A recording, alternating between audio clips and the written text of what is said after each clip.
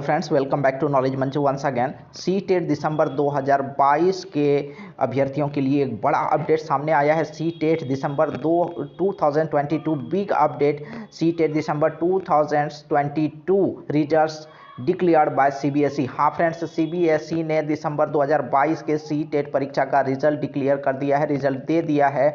किस तरह रिजल्ट देखना है हम लोग इस वीडियो में बात करेंगे।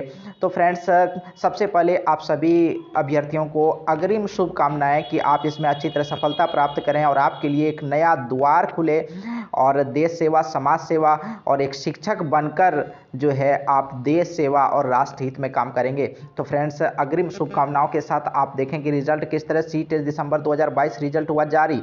अभ्यर्थी इस लिंक पर जाकर आप देख सकते हैं CBSE RESULTS CBSE results.nic.in पर जाकर अपना रिजल्ट देख सकते हैं। इस तरह से आपका विंडो आएगा, देखेंगे CBSE का पेज खुलेगा और केंद्रीय माध्यमिक शिक्षा board central teacher eligibility test CTET दिसंबर 2022 इंटर योर रोल नंबर। यहाँ पर आपको अपना रोल नंबर इंटर करना है और उसके बाद आपका रिजल्ट डिस्प्ले होगा।